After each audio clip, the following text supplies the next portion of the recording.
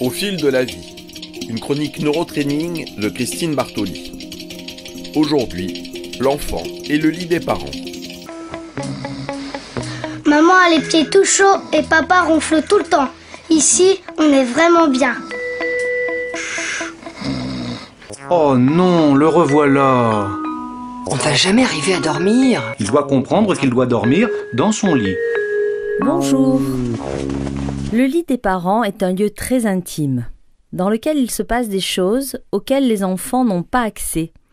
Et il n'échappe pas aux enfants la valeur symbolique de cet endroit. Voilà donc la question que l'on peut se poser. Y a-t-il une place pour les enfants dans le lit de leurs parents ? Quand le nouveau-né rentre de la clinique, il nous semble logique et indispensable de le laisser passer toutes ses nuits ou quelques nuits avec nous, dans notre lit ou juste à côté. C'est pratique, qu'on allaite au sein ou au biberon, ça le calme vite, ça nous calme et on dort tous. Mais on s'inquiète déjà, on a peur que cela devienne une habitude et que ce bébé ne veuille jamais retourner dans son lit. Françoise Dolto disait « Il ne faut pas confondre le développement du bébé et ce qui se passe dans sa vie psychique entre 3 et 5 ans. Petit à petit, l'enfant aura besoin de trouver sa place hors du lit parental. » On préconise de mettre le bébé dans sa chambre à partir de 5-6 mois et de laisser chacun prendre son rythme jusqu'à 3 ans. Pendant cette période, entre 6 mois et 3 ans, les nuits peuvent être à géométrie variable selon les besoins de l'enfant et votre seuil de tolérance au partage nocturne. Après 3 ans, chacun s'entend pour dire que les petits n'ont plus leur place dans le lit ou la chambre des parents de manière régulière. Évidemment, quelques exceptions, quand ils sont malades, en vacances, on les prend avec nous avec plaisir. Pas question non plus de se passer du câlin du dimanche matin, comme ça se fait dans beaucoup de familles, dès l'instant où ça ne dure pas jusqu'à 16 ans, bien sûr.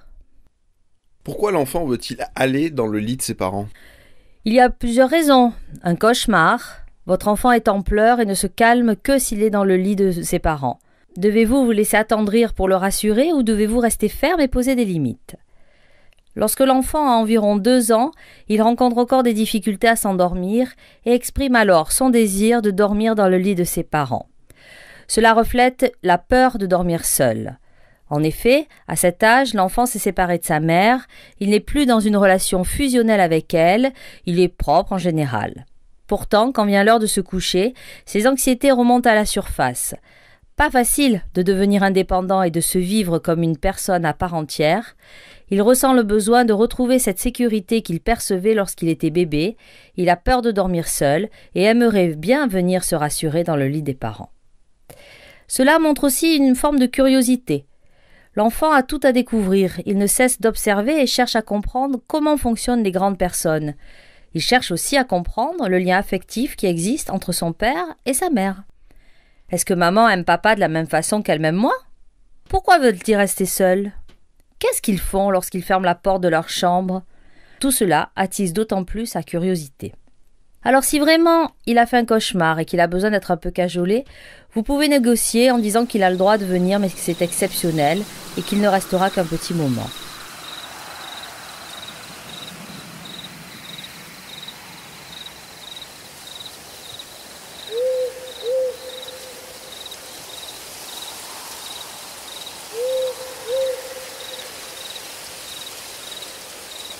Il faut bien lui expliquer que les parents ont le droit d'être seuls tous les deux, mais qu'il ne doit pas être jaloux.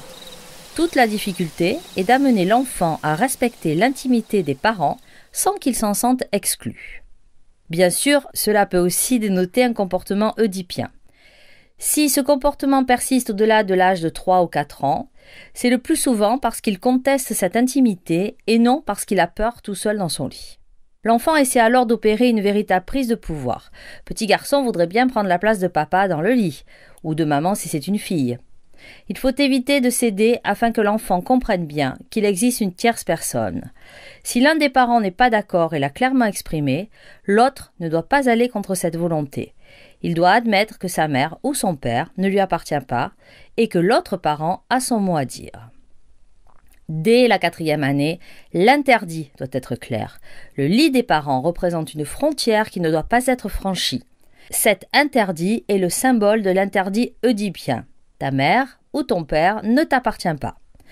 Interdire l'accès au lit des parents est indispensable. Cela permet de donner des repères à son enfant. Il a besoin de ces repères pour grandir en toute sécurité et se structurer psychologiquement. Et si le pli est pris ? Si le pli est pris et que votre enfant a déjà pris l'habitude de loger dans votre lit, il conviendra de lui expliquer que vous avez commis une grosse erreur en l'y acceptant et que maintenant vous exigez qu'il dorme à nouveau dans le sien sans exception. Seule votre intransigeance vous permettra de réussir cette nécessaire réintégration. Cela ne se négocie pas.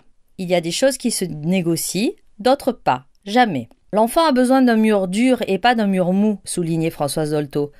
D'un discours ferme et invariable pour accepter la frustration et pour grandir de manière autonome. Si malgré plusieurs nuits blanches de lutte, votre enfant persiste dans son refus et que vous n'en pouvez plus, le neurotraining apporte de l'aide aux parents et aux enfants. Par sa fonction tierce, il vous aidera à dépasser cette difficulté. C'était Christine Bartoli, retrouvez-la sur sa page Facebook, Christine Bartoli Neurotraining. Vous pourrez réécouter cette émission, la podcaster, voire y poser des questions que vous souhaiteriez voir traitées.